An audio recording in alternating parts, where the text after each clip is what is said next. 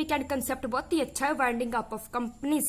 इससे पहले हम पढ़ चुके हैं कंपनी की इनकॉर्पोरेशन, कंपनी की फीचर्स के बारे में। आज हम पढ़ेंगे winding up of companies, company की वाइंडिंग अप कैसे होती है।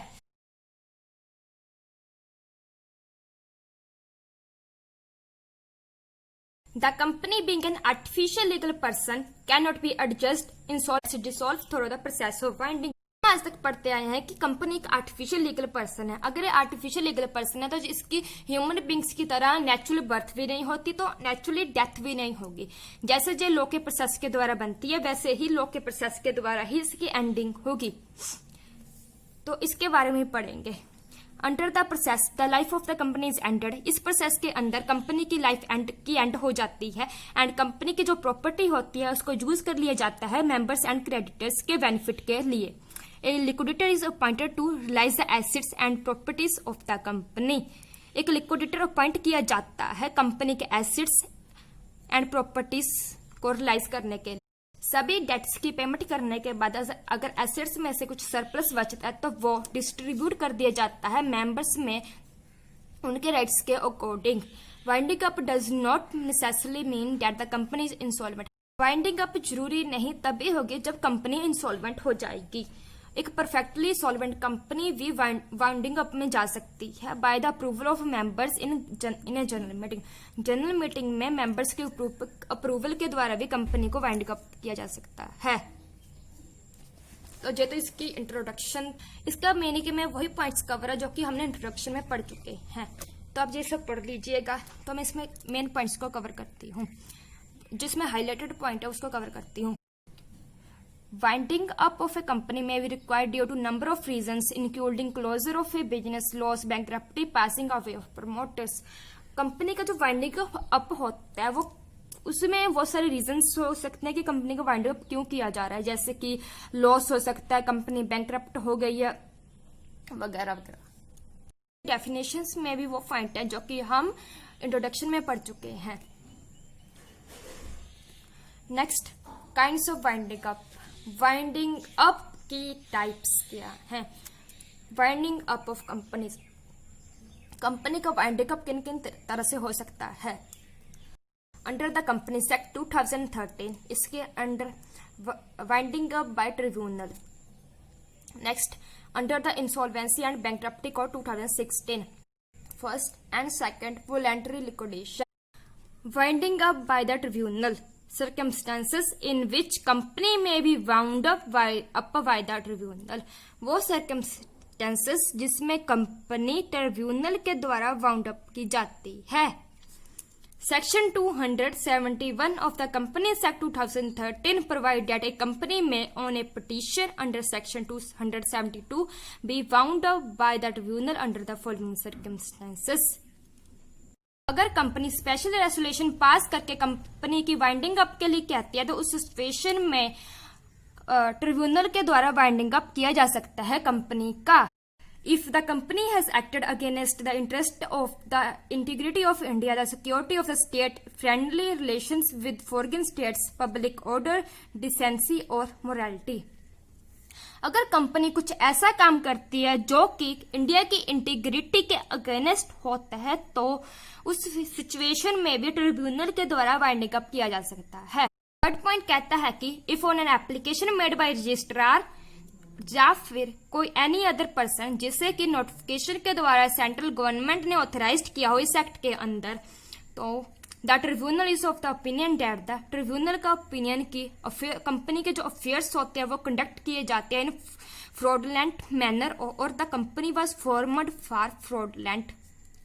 अफेयर्स है वो फ्रॉडलेंट मैनर में किए जाते हैं एंड कंपनी फॉर्म की गई है फ्रॉडलेंट एंड अनलॉफुल पर्पज के लिए और management of its affairs have been guilty of fraud और misconduct in the connection therewith and that it is proper that the company be winding up, तब भी company winding up में जाती है। Fourth point कहता है कि अगर कंपनी कुछ डिफॉल्ट करती है, अपनी जो financial statement and annual returns होती हैं उसे रजिस्ट्रार के पास फिल करने में कुछ डिफॉल्ट करती है, तब भी ट्रिब्यूनल के द्वारा वाइंडिंग अप किया जा सकता है। 5 point, if the tribunal is of the opinion that it is just and equitable that the company should be winding up, अगर ट्रिब्यूनल का जो ओपिनियन है कि कंपनी को वाइंडिंग अप किया जाए। Next, petition for winding up under section 272 subsection 1 of the companies act 2013 provide करता है that subject to the provisions of this section a petition to tribunal for winding up of company shall be presented by. Company की winding up के लिए कौन कौन petition fill कर सकता है, अपनी कौन कौन वाइंडिंग अप के लिए प्रेजेंट कर सकता है। एक, कंपनी खुद वाइंडिंग अप के लिए कह सकती है। सेकंड, एनी कॉन्ट्रीब्यूटरी और कॉन्ट्रीब्यूटर्स, कोई भी कॉन्ट्रीब्यूटरी और कॉन्ट्रीब्यूटर्स। तो कॉन्ट्रीब्यूटर क्या होते हैं, जब मैं एक्सप्लेन करती हूँ।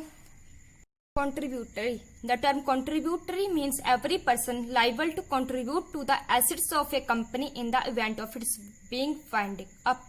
Contributory का मतलब है हर वो पर्सन जो लाइबल होता है कंपनी के एसेट्स में कंट्रीब्यूट करने के लिए in the event of its being winding up. जब कंपनी वाइंडिंग अप में जाती है तो जो कंट्रीब्यूट करते हैं उन्हें कंट्रीब्यूटरी कहा जाता है। एंड इसमें फुली पेड अप शेयर्स के होल्डर्स को इंक्लूड किया जाएगा। थर्ड, ऑल और any of the person specified in clause A and B में जो भी पर्सन स्पेसिफाइड है वो पिटीशन कर सकते हैं। द रजिस्ट्रार, जो रजिस्ट्रार होता है वो कंपनी की वाइंडिंग अप के लिए पिटीशन कर सकता है।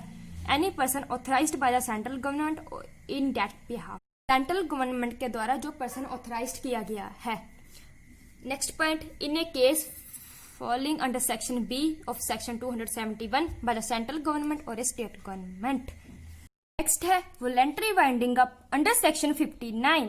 Voluntary winding up takes place when a company become insolvent and it is unable to discharge its liabilities. Voluntary winding up तब होता है जब कंपनी इंसॉल्वेंट हो जाती है एंड अपने जो लाइबिलिटीज होती है उनको डिस्चार्ज करने के अनेबल होती है, उनको डिस्चार्ज करने के असमर्थ हो जाती है, तब वॉलेंट्री वाइंडिंग अप किया जाता है। प्राइवेट लिमिटेड कंपनी में वॉलेंट्री वाइंडिंग अप करने के लिए एक वाइंडिंग अप मीटिंग की जाती है जहां पर कंपनी के जो वाइंडिंग अप प्रोसीजर को कैरी करने के लिए रेसोल्यूशन पास किया जाता है।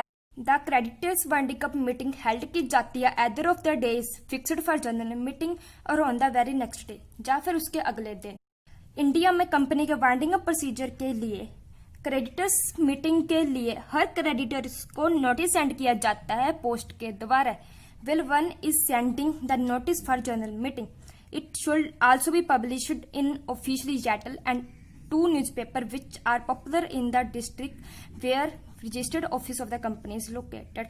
बहुत सारे कारणों की वजह से कंपनी वाइंडिंग अप में जाती है। जब कंपनी वाइंडिंग अप में जाती है तो वहां लिक्विडेशन आता है, तो उसके लिए एक लिक्विडेटर अपॉइंट किया जाता है। To value, sell, recover and realize all assets of and monies due to such corporate person in a time bound manner. Company के जो एसेट्स होते हैं तो उनको रिलाइज करके फिर जो अमाउंट रिकवर होता है उसके जो कंपनी की जो लाइबिलिटीज होती हैं उनको डिस्चार्ज करना। Winding up is a proceeding by means of which company is dissolved and in course of dissolution assets are realized, liabilities are paid off and surplus is distributed among members. Winding up एक procedure है जहां पर company dissolve हो जाती है and dissolution के course में company के जो एसेट्स होते हैं उनको रिलाइज किया जाता है, लाइबिलिटी को पेड ऑफ किया जाता है एंड सरप्लस को डिस्ट्रीब्यूट किया जाता है मेंबर्स में। The legal existence of company is brought to an end by dissolution. Company के जो लीगल होंद होती है वो डिसोल्यूशन के द्वारा एंड होती है। Stage winding up precedes the dissolution. Winding up dissolution से पहले होता है। It is a final stage where the existence of company is withdrawal by law. Dissolution वो फाइनल स्टेज है जहां पर कंपनी की होंद को लॉ के द्वारा विड्रॉल किया जाता है। कंपनी एक लॉ के द्वारा बनती है तो उसको लॉ के द्वारा ही उसका एंड होगा। तो जिस कंपनी को जब लॉ के द्वारा विड्रॉल किया जाएगा तो वो उस स्टेज को डिसोल्यूशन कहा जाता है। तो वो फाइनल स्टेज होती है जहां पर लॉ के द्वारा कंपनी को विड्रॉल किया जाता है, कंपनी की एग्जिस्टेंस को विड्रॉल किया जाता है। Role of liquidator. The liquidator can present the company in winding up proceeding Once the order of dissolution is made by the court, the creditor cannot represent the company. Intervention of court. Winding up proceeding can be started without the intervention of court. जो winding up proceeding है वो court के intervention के बिना भी हो सकता है, but for the dissolution of the company order of the court is essentially, company का डिसोल्यूशन करने के लिए कोर्ट का ऑर्डर जरूरी होता है. Proceeding against the company. Any person can proceed against the company which is being wound up. No proceedings can be started against the company which has been dissolved. तो यहाँ पर वाइंडिंग अप डिसोल्यूशन का difference cover होता है. तो next difference है winding up and insolvency में. Winding up के पॉइंट्स तो हमने कवर कर ही लिए हैं. इंसॉल्वेंसी भी सबको पता ही है, इसको एक बार रिवाइज कर देती. इंसॉल्वेंसी ये एक डेटर की इनएबिलिटी होती है जब वो अपने डेट्स को पे नहीं कर पा रहा होता है. डेटर एक देनदार होता है. जब एक देनदार अपनी जो देनदारियां हैं उनको पे ऑफ करने में असमर्थ होता है तब वो इंसॉल्वेंट हो जाता है. तो एक पर्सन को तब इंसॉल्वेंट कहा जाता है जब उसकी जो लायबिलिटीज हैं वो एक्सीड्स होती हैं एसिड्स. उस पर्सन को इंसॉल्वेंट कहा जाता है जिसकी लायबिलिटीज ज्यादा होती है उसके एसिड से. तो यहाँ पर टॉपिक फिनिश होता है. तो नेक्स्ट वीडियो में next topic and next new concept के साथ मिलेंगे. तब तक के लिए bye bye. Thanks for watching this video. मिलते हैं अगली वीडियो में.